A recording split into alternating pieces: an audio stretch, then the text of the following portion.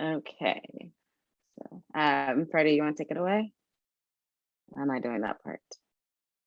That'd be you, but it's all Okay, good. never mind. I got it. Sorry. Okay, so we are talking about competitive versus eligible. Also, let me welcome you back to the Wednesday webinars. I've seen some familiar faces and names from the last two webinars. So thank y'all so much for coming back and like spending these Wednesday nights with us. You don't have to, but we love that you are. And then just a little bit of housekeeping before we get started. Please stay muted until Q&A. If you have a question, just type it in the chat and we can, of course, like if it's something that everyone may need, that everyone may be interested in, we'll go ahead and stop and answer it right then. If not, another advisor who is kind of like watching the chat will just go ahead and answer the question for you right then, which is what I just said. So yeah, use the chat function to ask questions throughout the presentation. We love questions. Question. We encourage you to have your camera on. So if you are in a space where you are comfortable and able to do so, please turn on your camera. We love seeing your faces. The meeting is being recorded, so keep that in mind if you do turn your camera on, and then also keep that in mind if you accidentally unmute yourself. And then we will also share this recording with you afterwards via email. And a big shout out to Miss Jessica. This recording is actually also going to be on YouTube on our Trio ETS YouTube page. So you also kind of get to be internet famous. So yeah, thanks Miss Jessica for setting that up. You're super awesome and we like super appreciate you. Okay, so I'll go ahead and introduce myself because I have been talking this entire time. My name is Miss Tiffany. I go by she, her pronouns, and I am the ETS Trio Advisor at Skyline and Oakland. So hello, my Titans, and hello, my Wildcats. Hello, everyone. So I'm Freddie. Sorry if there's slight noise right now. Cats are getting fed through the automatic feeder. It's funny. Anyways, so here we go. I am from Pinole Valley and El Cerrito. So that's where I am the advisor at. You catch me there on Tuesdays and Thursdays at Pinole, and then Mondays and Wednesdays at El Cerrito. And I'll take it and hand it off to Jessica to kind of introduce herself as well, and the rest of the advisors. Hey, what's up, y'all? My background is a little crazy, so we have our camera off, but thank you all for being here. My name is Miss Jessica. My pronouns are she, her, and I am the ETS Trio Advisor at Dianza. What's up, y'all? I am Miss Tanzania. The pronouns are she, her, and I am the talent search advisor at Castlemont High School and office clients. So any students that's not at our target schools. Hey everyone, my name is Miss Lorena. I'm the middle school advisor. So I think I see 1 or 2 middle schoolers. So thank you guys for being here. And then yeah, my pronouns are she and her too. And then we have Kiana, our associate director. For y'all who are at Cerrito, she was there, so you got to meet her as well. But yes, she oversees all of us. And then we also have our director, Jimmy. He oversees all of us. That is true. That is all true. Thank you, Tiffany. All right. So with the flow of what is going to happen tonight. So we have a few, touching points that we want to have. So one of them is obviously the big one, hence our title. What is a competitive applicant? Then admissions requirements. How does that look like, right, for a competitive applicant? And then at the same time, A through G eligibility, right? Followed by, we oftentimes get the students that ask us in our offices, spaces, what classes can I take? What should I do next year then to prepare, right? Followed up with sometimes we get, hey, what's the update on the standardized testing? So we'll provide that as well. And then ultimately finish with being a well-rounded college applicant. So again, not strictly focusing only on academics. And hopefully at the end, we have a little case study for y'all to discuss. So in the chat, real quickly, what do you think the difference is between a competitive versus eligible candidate is? I'll give you a moment. Definitely feel free to put your answers in the chat. I am looking and I will make sure that they get voiced. So please take a moment. What do you think the difference is? You know, if you consider yourself a competitive applicant, why do you think that is, or why do you feel you are? Definitely let us know in the chat. Or you can also unmute real quick and just tell us whatever your Probably style is. faster.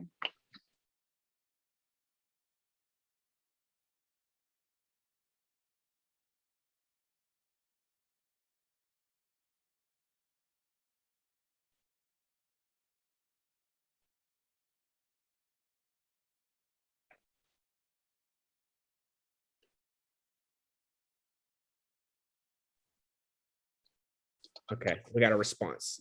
I think a competitive applicant is where they would include a brag sheet, and I'm not sure. Yes, absolutely. I got another response. Competitive is someone who goes above and beyond. Someone eligible is someone who meets the bare minimum. Other responses. Oh, thank you for being active right here and with the response. So another one, I got one of them only meets the standard and the other goes above the standard. Cool.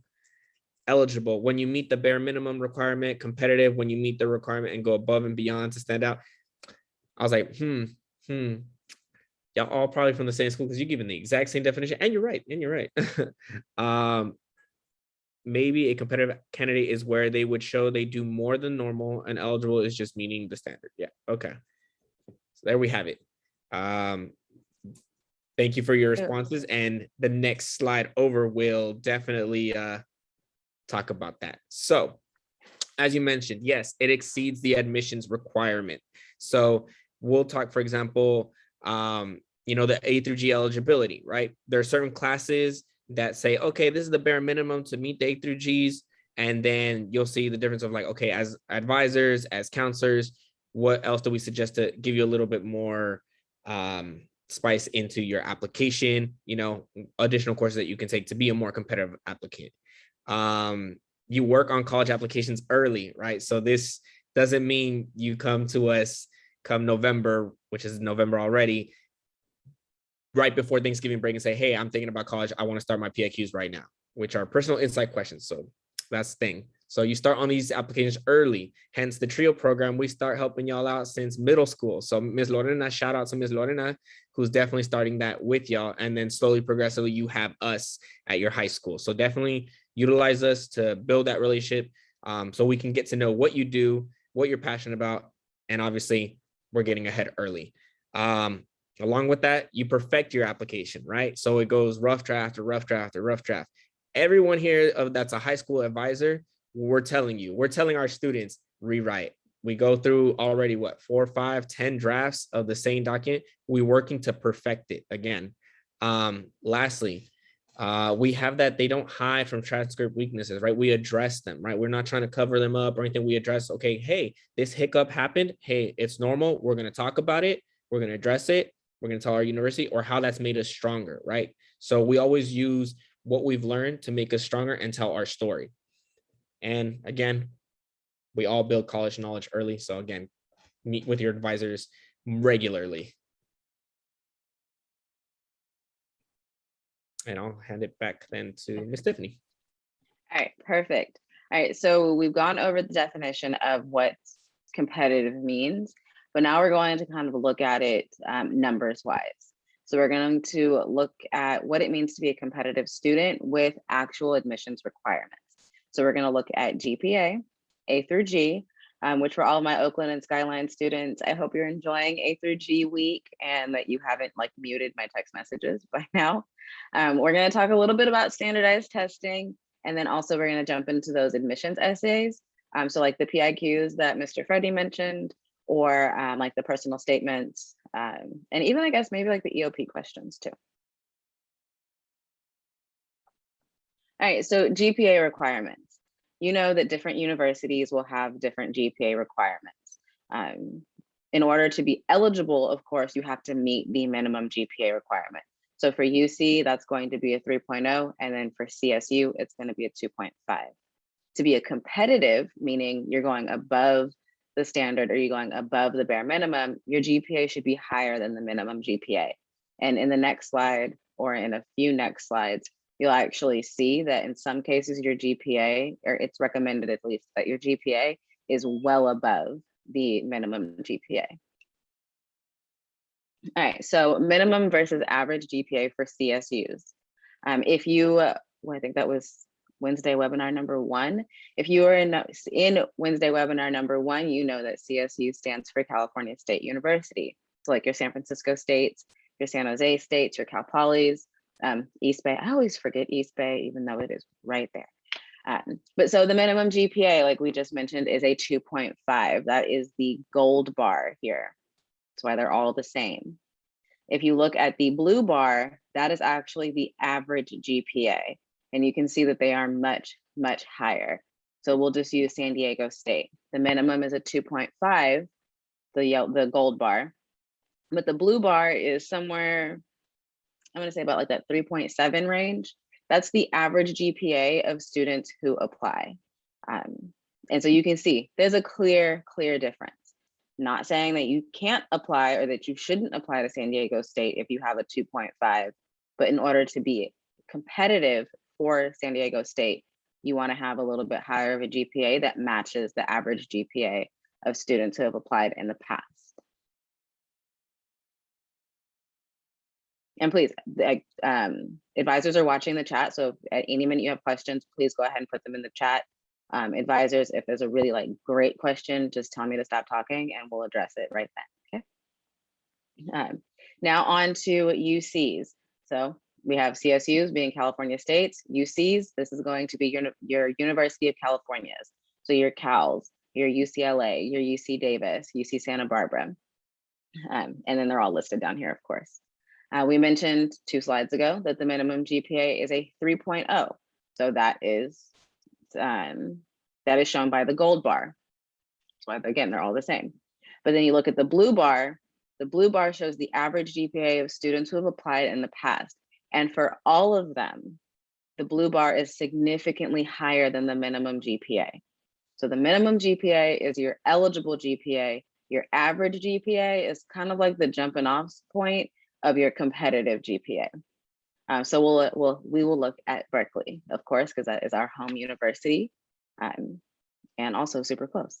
So again, the minimum GPA is a 3.0. The average GPA of students who have applied, Berkeley is a very, very competitive school. There are students from all over California, all over the country, and even all over the world applying to attend. So that average GPA for students who apply is sitting a little bit over the 4.0. So these students are very, very, very competitive. They are taking rigorous classes, which we'll go over that in a little bit so that you understand what that means. But they are going well above and beyond. We'll go ahead and look at even for some of the lesser competitive UCs like Merced and Riverside, the distance between the minimum GPA bar and the average GPA bar are still really significant. So these are like, I want you to take this picture and like cement it in your brain, because this is what we mean when we say, well, this is part of what we mean when we say eligible versus competitive. There's a big margin. It's a big margin there. Okay, A through G requirements. If you are applying to school in California, well, if you want to graduate in California, you need to fulfill the A through G requirements. Any of my Oakland or Skyline students want to come off of mute, and one just joined right now. Any of my students want us to come off mute and tell me one thing that you have learned during A through G week? I'm gonna go through the list and I'll just call one of you out, so.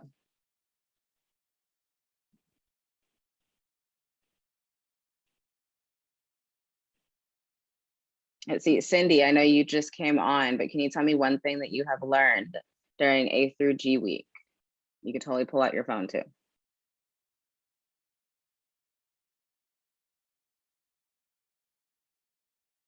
Serena put in the chat, must be completed to graduate high school for OUSD. All right, thank you, Serena. Okay, so A through G requirements. We have these are the requirements again to be eligible for UC and CSU admission. But these are just the bare minimum. So this is just what you need to be eligible. 2 years of history, 4 years of English, 3 years of math, 2 years of lab science, 2 years of foreign language, 1 year of visual performing arts, and then 1 year of college prep elective. If you look on this graphic, you'll see that some of them have stars next to the little, like, cap and gown. That means that it's recommended that you go above and beyond. So you do more than just the minimum to be competitive. So for math, it's recommended that you take 4 years. And I know I've seen some transcripts where students have really taken 5 or 6 years of math because they double up on math classes in like their junior or their senior year. Same thing with like laboratory science. They'll take like physics and chemistry together. Foreign language. Honestly, that needs to have another star. It's required that you take 2, but it's really recommended that you take like 3 or 4. And then college prep electives. It's also kind of recommended that you take more than just 1 year, because that's also going to show, that's going to boost up your GPA in terms of like rigorous studying. But yeah, we'll get to that later. All right, I have a Freddie, it's all you. question. Oh, pause. Sorry. Kasara asks, what's a college prep elective? Perfect. Okay, Freddie, do you want to take it? Absolutely. So with a college prep elective, so that can actually be, and we can go back for a slide one more, just for a moment, where the A through G's. There we go. Where'd it go? There we go. Cool. So with that one, right? What is a college prep elective? It can actually range from being an extra history course. So do you see how there's like the 2 required?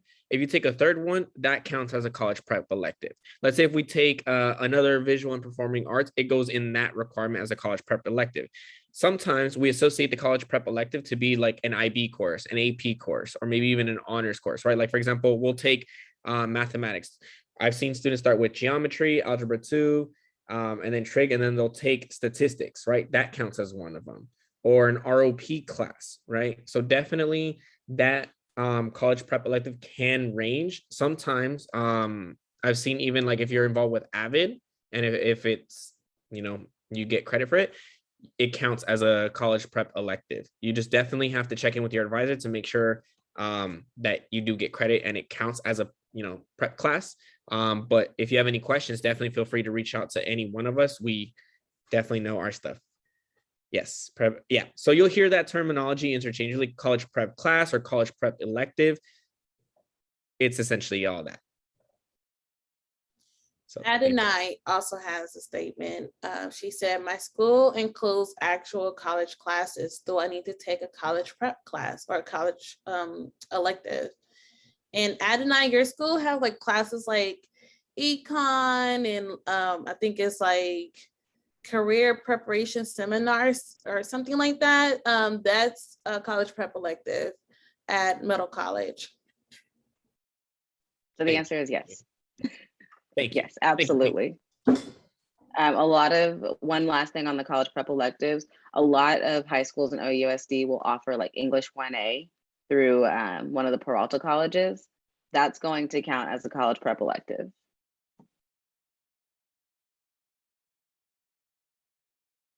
Okay. So what classes should I choose, or what should I take? What do I do next year? Common questions that, we've heard definitely as advisors. So some of the tips and suggestions we give is like, definitely do something that interests you, right? Definitely go into, so for some folks, it is about math. Cool, let's take another math course. Or for some of us, it is about furthering our understanding of like medicine and biology, and you'll have like a medicine or ROP med class. Like it just obviously depends on what school, but you have courses. So definitely take courses that interest you. Hence like your electives, they offer an opportunity for you to choose an elective, which means do something that you want to do, right? If it's possible, definitely try to do like an AP course, right? But also at the same time, do not overwhelm yourself, right? Like we want you to push yourself, but don't overwhelm yourself where you're like, okay, wait, I really, really, really feel the obligation to take 7 AP courses. No, like don't, right? You want to enjoy every year and challenge yourself, not be to a point where you're like, you end up actually being more harmful to yourself by taking more classes and dropping out, or like not finishing your homework. That actually does the opposite effect, right? That's how it's being detrimental. So instead, follow a nice balance of the amount of challenging courses you can take. It could be 2 as a sophomore, could be 1. Just always keep pushing yourself and challenging yourself to do a little bit more the following year, right? So that's our suggestion. But for as far as a 4-year plan, go to your college advisors for help on like what you want to do, right? Tell them what your interests you, what currently are you taking. Maybe we'll give you suggestions on, hey, maybe this class will definitely push you a little bit more and go in the direction of what you want to do and further explore your interests and possible career path, right? Because we want you to definitely incorporate things that you want to do in the future, right? So next thing is, what do you need to take versus what is flexible, right? And this kind of goes a little bit with the overwhelming and challenging part, because of the fact that, you know, you definitely need to take at least 2, what do you call it? The language other than English, right? You can take 3 to be competitive, but then having to take 4 and 5, you don't have to, but definitely, like, if you want to, we encourage you to do so, right? If you want to go into these competitive schools, by all means, you know, push yourself a little bit more, but again, do not overwhelm yourself. Do not overdo it. I'm telling you, I did it back in high school. No. I got a question, actually. I was wondering if I take an AP class and drop it for CP version of that course, would that look less competitive? No, actually, at the end of the day, you passed the course, right? You passed it, and it's not going to negatively impact your GPA, right? So that's my initial kind of feedback. Advisors, do you have any additional suggestions or comments? CP, that's like non-AP, correct? Okay, yeah, exactly what Mr. Freddie said. It's not going to harm your GPA in any way. But what I would suggest is that if possible, try to find a corresponding course at one of the community colleges, so that the rigor doesn't go down. I know I keep saying rigor. Basically, I just mean like how like difficult the classes that you're taking, or how like difficult your schedule was, or your course, like your course selections were. So if it's like a math class, try to find the equivalent at, say, like Laney or Merritt. I'm assuming I'm talking to an OUSD student, sorry. Okay, then find one at Contra Costa College, or one of the other community colleges in West County. Let me see. Yeah, but if just dropping an AP class, it's not, there's no negative towards it whatsoever. And I see the chat is like jumping off right now. So do we have more questions?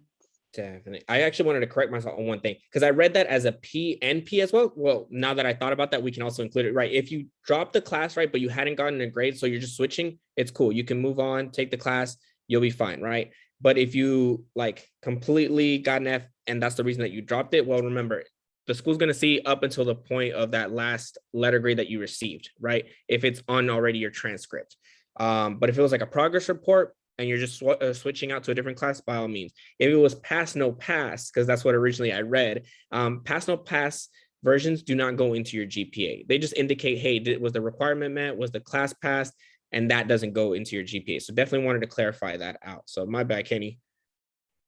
In addition to, you always have the time or the opportunity to explain in your PIQs or the additional comments section of the UC application.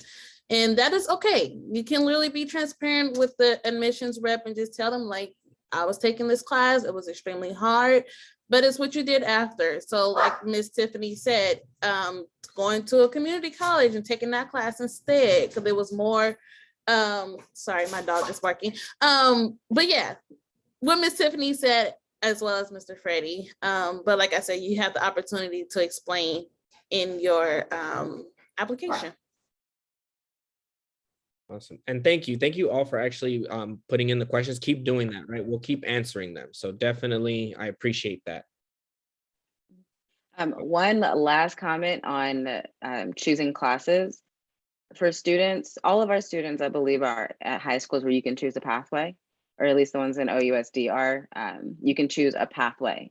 This is why choosing a pathway is so important, because you'll have access to electives that actually interest you.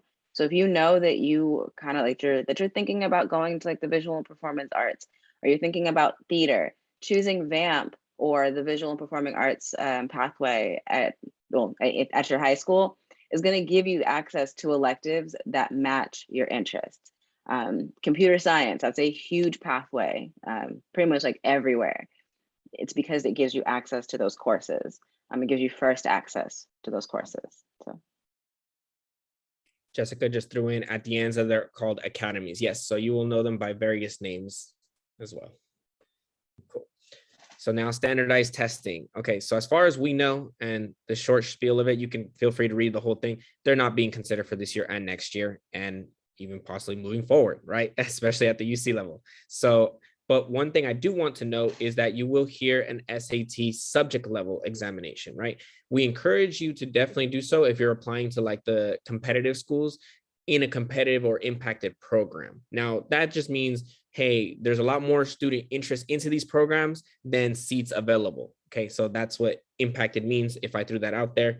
But I'll give an example, right? Let's say someone who wants to go into engineering, right, at Berkeley or UCLA, or even MIT. To look a little bit stronger, we encourage the SAT subject level math because that helps you have a stronger foundation and show that, hey, this is something of strong interest to you to the school. So subject levels, they're still being considered and you can take them. Those are optional. They're not mandatory, right? I just want to clarify that out. They are optional and can only help strengthen your applications. And in general, and in any case, especially from the UCs, anything that you put on your application that helps boost you, that's how they're going to proceed, right? So if you happen to take the SAT subject test and you didn't do so hot and you still decide to share it with them, don't worry, it's not going to negatively penalize you. We're at least going to see that you tried and you did it and you took it. Similar with an AP exam. I actually spoke to a student today. Hey, I happen to get a 1 on my exam. Should I still include it? Yes, because from my eyes and the university does, taking an AP course has 2 components, the course itself and the exam. You did the whole thing. I want to see that you did the whole thing, regardless of what the score was, right? So definitely just wanted to put that out there and clarify that point out. Also on the standardized testing, like for UCs, as far as we know, totally test blind going forward.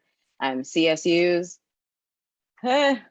we'll tell you next year. This year, of course, they're test blind. If you are applying to a school out of state, definitely still take the SAC or the ACT, just because those states may not have the same like test blind or test optional option. For this year, of course, pretty much any school is going to be test blind or test optional, but going forward, definitely keep that in mind. And then I had a follow-up question, off-topic question for the UC app. Do they ask for a letter of rec? It's not actually off topic because it still pertains to it and your applicant and your information and the knowledge. The US application, normally, if you are selected for a letter of rec, they will choose you, right? They will choose you and notify you, hey, by December 15th, I believe that was the date last year, could be this year too.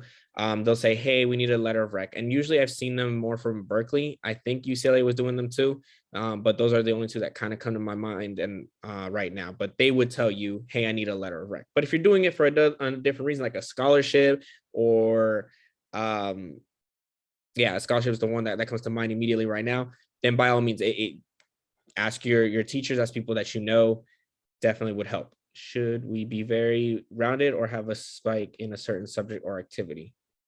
Sorry, do you mind elaborating on that? What do you mean by that? Should we be very rounded or have a so is it good to like spread yourself out and do a bunch of things, or like, let's say, get involved in something that you really, really like, but still maintain everything else? Perfect. Thank you for clarifying that. So I'm going to read off some of these ones. So well-rounded applicants, and then definitely integrate that. So maintain strong academics. We've been touching that for a while, making sure that you are on top of your academics. And if something happens, you hit a little hiccup, it's okay. Let your advisors know, and the sooner the better, so we can help you and kind of navigate our way through it. Are involved in their school and or community extracurricular activities. Yes. So now to go back to your question and point, you definitely want to get involved with something that you are passionate about. So I've often seen the case with students, hey, I'm going to join ABCD club, right? And I'm a member of it, versus someone else will be, hey, I joined these 2 clubs, but I went from the secretary to the treasurer to the president, and now I'm leading the whole thing, right? Like, do things that are very, very passionate and they mean something to you, because who knows, you can write about it. And I prefer to see someone who is very devoted and passionate about their work rather than just being another, number into a club and you're just kind of sitting there because you don't want to attend a class. Or because I had a student today tell me that they attended a club just because they want to ditch out of a class. Don't do that. Wrong reason. Do it because you want to do it, right? They're not afraid to try something new, right? We always encourage students, go a little bit out of your comfort zone, right? Like sometimes it could be pushing yourself a little bit more out of like to an additional math course or an AP version of that. It could also be like, hey, you've told us you like music, but why haven't you been involved with like the music club, right? We're going to push you to go a little bit and find other folks who find that same similar interest, because who knows, like y'all be helping each other out eventually, and who knows, these are your peers. Yes, eager to demonstrate their passions. I've already said it a few times. You definitely want to be passionate about something, and the more you the more you definitely feel and love what you do, right? Like definitely we're going to appreciate you, that your reader appreciates that. And when you, as you write, you definitely, it comes smoother because you are passionate about it. You can go on it for days. Having multiple responsibilities at home. Yes, we want to know that you can manage, like let's say if you have a job, if you are a babysitter, what you're doing outside of the academic setting, right? Because it's one thing to just be strictly academically focused. Cool, you're an A and B person or receiving A's and B's. And then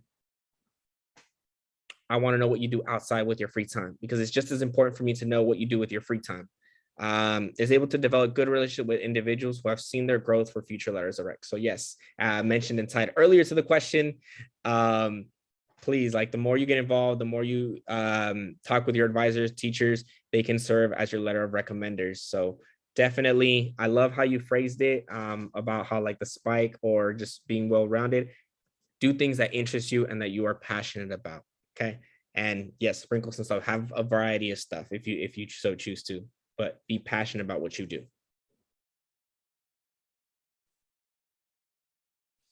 And then, yeah, so I will hand it back off. That's it. Okay, I was gonna say, wait, do you have a question? Like, should I wait? Okay, I'll wait. All right, so this is like that was a wonderful question, by the way, because it was a perfect segue into what we are talking about right now. So on the topic of being well-rounded, we're gonna go over just a few more reasons why you should get involved, which in turn is going to make you more well-rounded. So number one, it's going to boost your resume and your college applications. So some college applications will require a resume, but the big thing, a resume is required so that you could get a job. And most jobs, most high school jobs at least, they will hire you with no experience, but it does look good on your resume if I'm sorry, it does look good on your resume if it says, or if it shows dedication to one particular program or one particular club, and shows that you have kind of like progressed in leadership. So you went, so I think, Mr. Freddie had said, you started out as secretary and then you went to treasurer and then you went to president. Like those things look really, really good on a resume and a college application. Again, it just shows that you are dedicated to more than just academics. It speaks to who you are as a person and less of who you are as a student. Because both of those things are really important in terms of college applications. Number two, why you should get involved, because it makes you happy. Like, it is so not fun just being a straight A student or like a student who receives A's and B's and then you just go home and do nothing. If you have the opportunity, go get involved in something so that you can have an outlet to de-stress, or you can have a creative outlet, or you can have just an opportunity to not, be at home for a little bit. Like, that's totally fine. You may also find that you're super awesome at that activity or at that sport, or you may find out that you have new skill, or you may find out about a new skill that you want to learn and that you want to master. So all of these reasons all of these reasons go under getting involved and makes you happier. And then I need to move y'all over so I can see the third one. And then the third reason why you should get involved, because it prepares you better for your future. I have a student who comes to mind. She has been in the drama club for 4 years. And when we were talking about it, she's like, oh, well, it's just been 4 years. I haven't really done anything. But as we started to talk about the plays that she's been involved in, both on stage and, you know, like behind the stage, all these different like skills and these different traits and these different like experiences that she's had showed how just what she thought was just, oh, I'm just in the drama club, has actually really set her up for pursuing a major in theater and pursuing a major in music therapy. So getting involved, it helps better prepare you for your future. Even just in less, not even just in the sense of skills, like I now know how to crochet. They also help you prepare for your future in terms of like time management, because you have to learn how to juggle both academics and your personal life when you are involved in your school or in your community. I'm gonna move y'all back over. Okay. All right, and back to Frank. Awesome. So how to prepare, right? We've mentioned it a few times throughout, you know, this webinar. Come talk to your advisor on how to create an academic plan, right? So we'll tell you, hey, what classes can you take?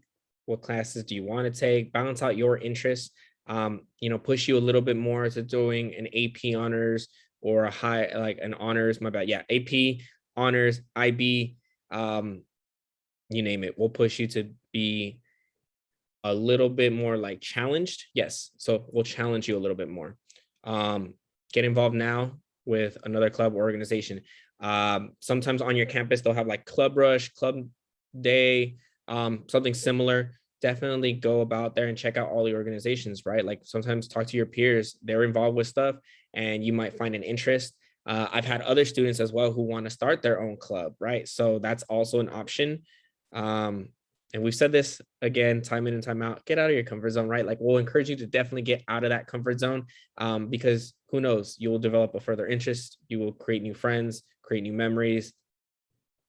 There's a lot to gain from taking a little step forward and trying something new. And then thank you again to who, like the student that mentioned letters of rec. Sorry, that's because the chat's all the way, there's a lot, but you mentioned it and it's a good point. See, it was relevant. It was relevant. Get to know them. And because in the future, they might be the people that write you the letter of rec. Who knows? It can be one of us, can potentially be a teacher, or a counselor. We'd like to know what you get involved with and see that passion, right? Because we've said it time in and time out throughout this presentation, something that you're passionate about. And if we see that, we know we can write about that as well and as recommenders.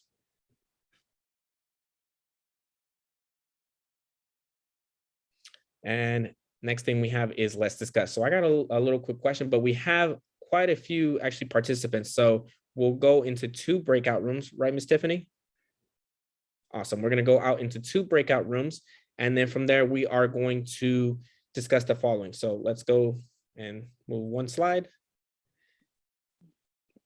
So we have 2 students, student A and student B, right? Right now that we go into our breakout rooms, we can still share that screen once more, but this is essentially what we have. And we're going to ask, who is the competitive applicant? And we can have a conversation about that and reconvene shortly. So we'll put each other into a breakout room sessions. I'm going to go ahead and stop sharing my screen so we can go ahead and get the breakout rooms situated. But this question will come back up, so don't fret.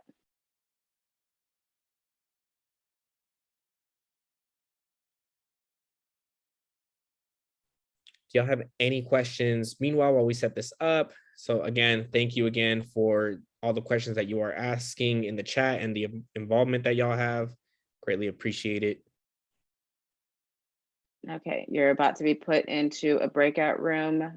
So give us about 2 minutes for everyone to kind of get settled, and then we will reconvene.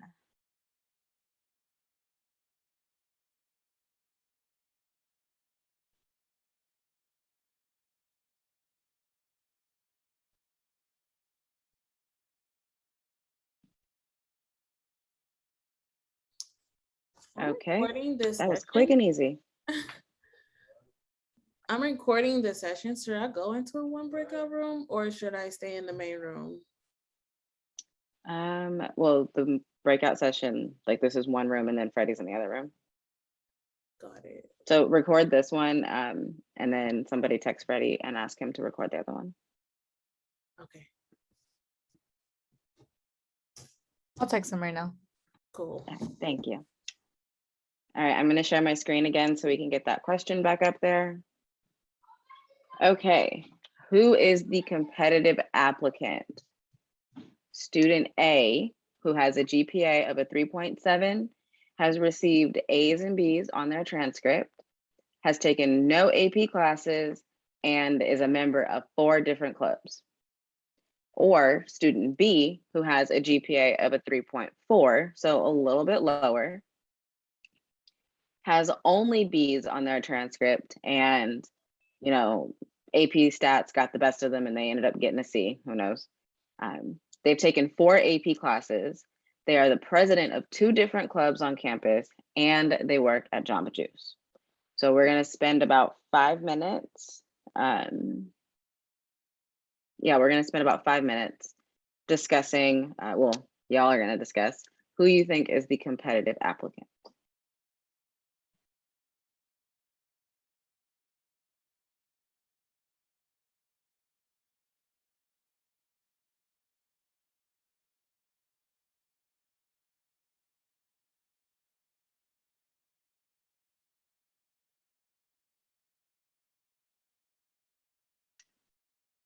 Anybody? Anybody at all? Wait, Tiff. So the people that's still here, they were assigned to room 1. We're still in the main room. Oh, fail. Nobody is in the room 1. I thought that we were in it. Okay, I'll move to it. Okay.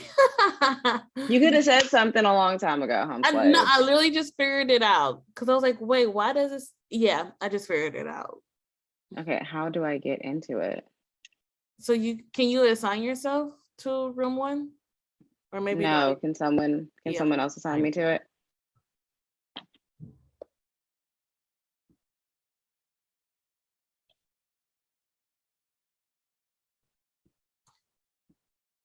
Who just joined? Oh, Taylor. Hey, Taylor. Oh, it says you're connecting. They're in breakout rooms now, so I'm gonna put you in one. Okay, Taylor.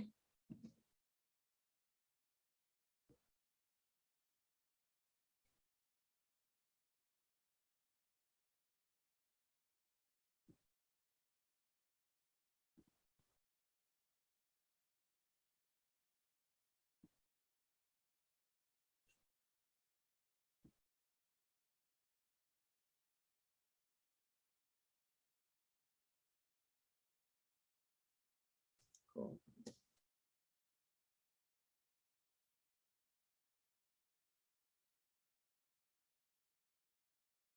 Alex, do you have the notification?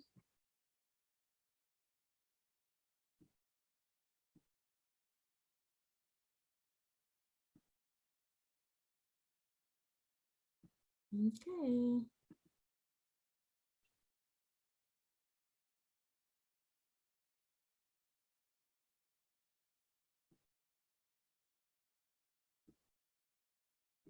And like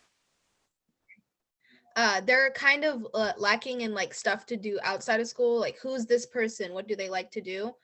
But student B, while their GPA is lacking a little bit, they're still like meeting they're still like meeting the requirements, even if they do have only B's and 1C. But taking 4 AP classes really shows initiative, and being president of 2 clubs shows a lot of leadership, and working at Jamba Juice also shows what they do in their free time.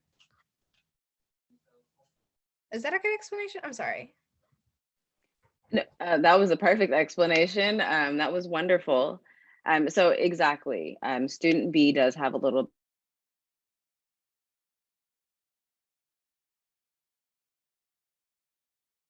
Sorry, you're on mute. I literally was like, I don't know what I'm doing. Yo, I'm like doing hella stuff all at once right now. I'm trying to. Wait, I think we're still recording. Got it. But I'm listening now. I'm here.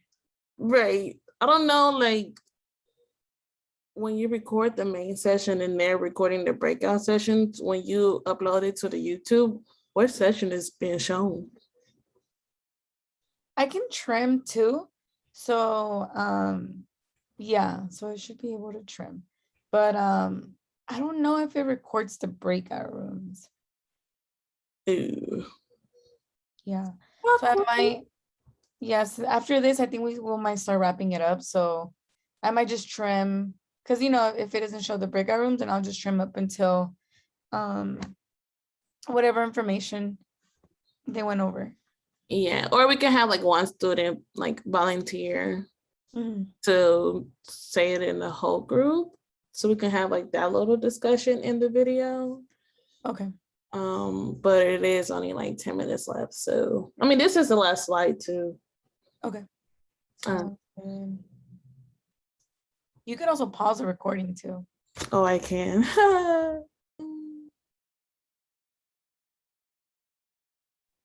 Cool. We'll just wait for the rest of y'all to come back. But I mentioned it to my group. I do appreciate y'all for attending the webinar and hope to see y'all in the next one. We should get one volunteer to say what y'all talked about. Just only one.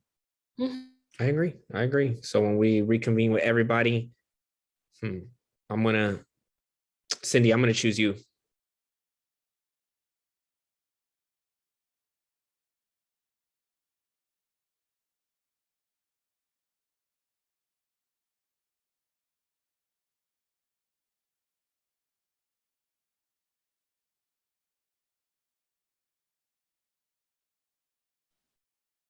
All right, is everyone back in?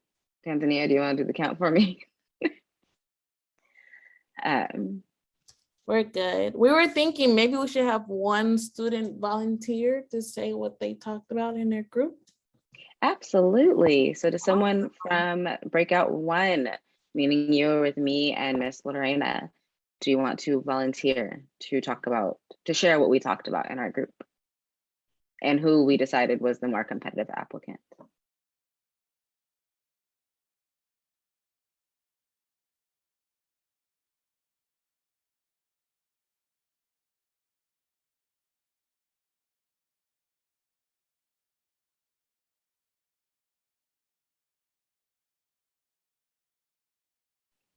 No? No? Okay. Adonai, are you sure you don't want to come off mute and share? I'm sorry, I didn't hear your question. Oh, just go ahead and share what we discussed in our breakout room. Okay. So identifying who the competitive applicant, it's easier to stray to student A since they have a higher GPA, but it's really more about the rigor of the courses that you're taking. And if you're not being challenged and choosing the safer bet, then it doesn't look as good as if you were challenged and you didn't take the safer bet. So student B, they do have only B's and 1C's, but their GPA is still eligible for UCs and CSUs. But as you can see, they took 4 AP classes and are the president of 2 clubs, which means they really take initiative to do more than what needs to be. And also working at Jamba Juice gives an insight of what they do in their free time and kind of rounds them out as a person. But student A, they haven't taken any AP classes but are a member of still 4 clubs, and it's still like a very good application, but I would lean towards student B. All right, very good. Thank you for sharing. Breakout room number 2, meaning you were with Mr. Freddie. Does someone want to come off of mute and share what y'all discussed? Freddie, call somebody out if you have to. Yeah, Cindy. She already knew that coming in. We talked about what the other girl said, like which student was more competitive and which student B. But at the same time, also talk about like what. Hold on, I blanked out.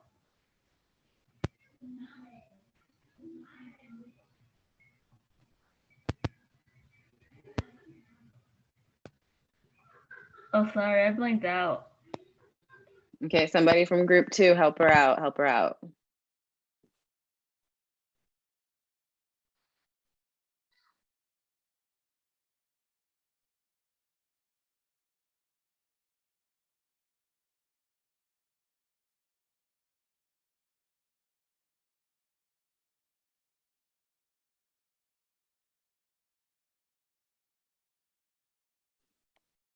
Was there anyone else in the group, Freddie, that can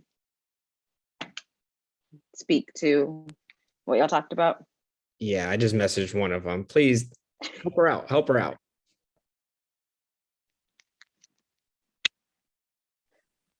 We also talked about whether only sophomore year and junior year mattered. Like when talking about GPA, as well as if you graduate early, if you take another class at like Contra Costa College, if that counts towards your transcript. Okay, cool. That's actually something that did not come up in our group. So that was a really, I'm really glad that y'all were able to kind of like talk about that. Because it does definitely go in with being eligible versus competitive. UCs and CSUs, they only look at your 10 through 11 and really your 10 through 12, because what happens in your senior year does matter. They only look at those grades when they are calculating GPA.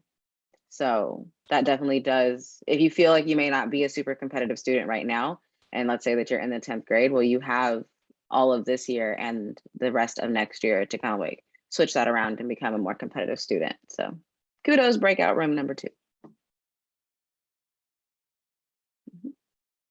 If no one else wants to share, we'll go ahead and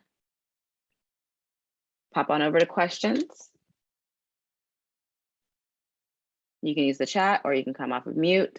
Y'all have been so great with the chat, like super awesome with the chat.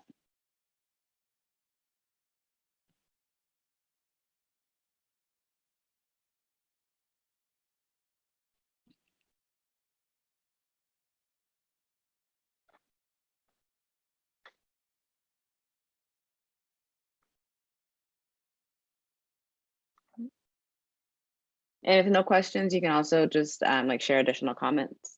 Because I know, I have a question. go ahead. So if somebody is, well, like I had like a harder time last year during Zoom, but I remember in like 9th grade, I had a pretty high GPA, and it kind of started lacking during Zoom school, and I'm putting in a lot of effort this year, and I'm in 11th grade. If I have a high GPA this year, is that going to be able to like recover my overall grades? For Zoom, for last year during like quarantine and stuff, y'all were working on like credit, no credit, correct? No. Okay. So then, yeah, you're doing really well this year will help offset what was going on and like just kind of how things kind of started to fall during the quarantine. This came up in breakout room number 1. If you plan on applying to UCs, definitely keep in mind the additional comment section. That is where you can share, during the quarantine, my grades started to drop because of X, Y, and Z, just being really vulnerable and open with the admissions reps so they have a little bit more insight into who you are.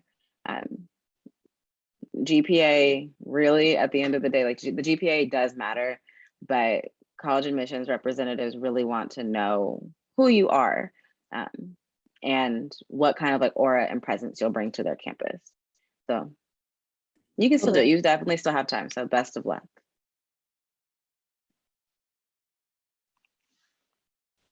Any other questions or comments? Ms. Kiana, well, I do see the chat is, doing what the chat does. Ms. Kiana, did you want to go ahead and share your comment? Yeah, can we put the 2 kids back up? Cindy, I still really love your picture. I need to get me one like that because it looks like you're so engaged all the time. Is that Taylor Amani Arrington? Wow, surprise, surprise. Okay, anyway, sorry. I always get excited when I see students. So I'm gonna be honest with y'all, I wouldn't have picked either student. And I'm gonna tell you why. Because of those B's in that 1C, like just because you take AP classes does not necessarily mean it's a good thing, right? And you don't want to take AP classes just because it's going to give you an extra point or it's going to look good. So if you're taking AP classes and you're getting B's and you get a C, then it's kind of like, why are you really taking it? You know, I would rather for you to take 1 or 2 AP classes and get A's than take 4, 5, and 6 and get B's and C's. You know what I mean? So I think that for me, that's something that really caught my attention. And so I just want to make sure that you all pay attention to things like that. Like, wow, yes, like they have, you know, the titles of president and you work at Jamba Juice and you took 4 APs, but then the grades, because what would that GPA be? You got B's and C's, so that's probably like a 3, it might even be like a 3.0, you know, like, right? Before the, what's it called? Before you get the additional points from the GPA, non-weighted. I don't even know if this is a 3.0. This is, I don't know how y'all got a 3.4 because that's not, oh, that's Weighted. Okay, Weighted. that's weighted, you know? So without the weight, you're at a 3.0. So that means that the student is really meeting the basic level requirement. So is that student really competitive?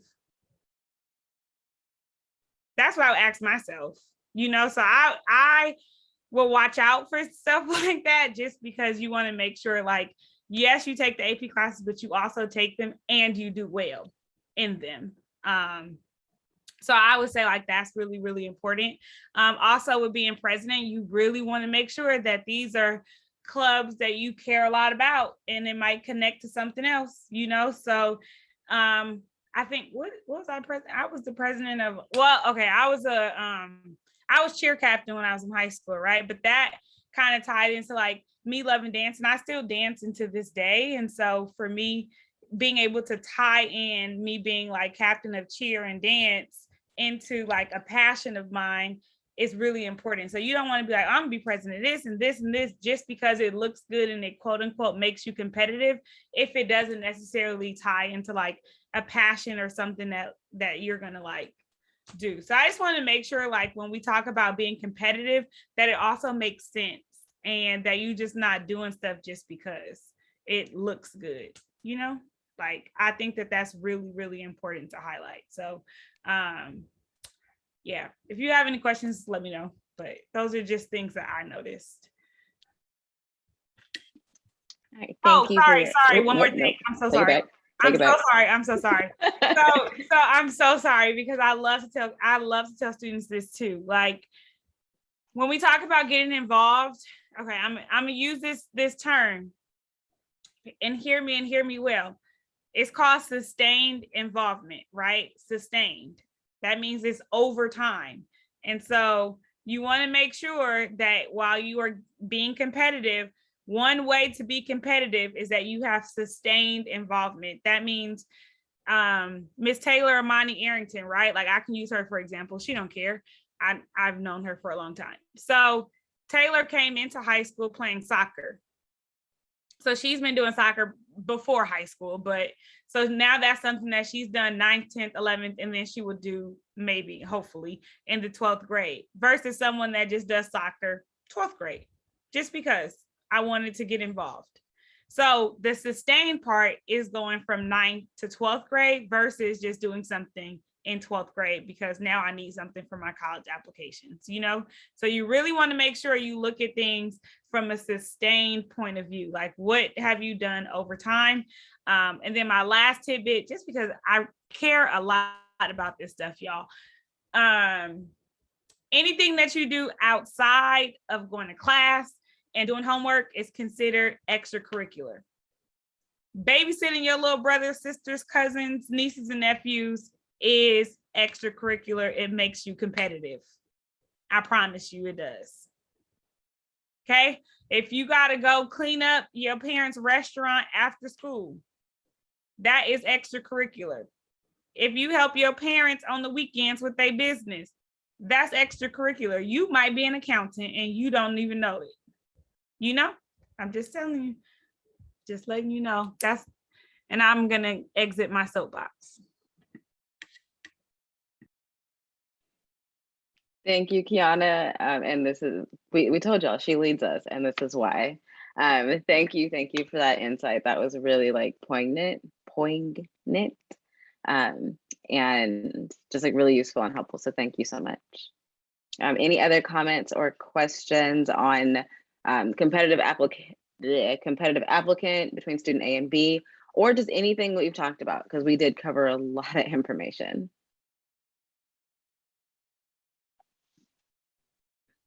And otherwise, if you don't have any questions, definitely we'll drop one more time the sign-in sheet if you haven't done so already.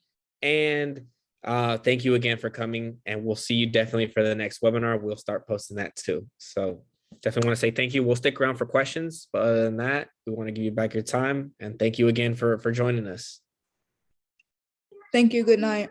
If you signed up for the pizza night, make sure you confirm your spot.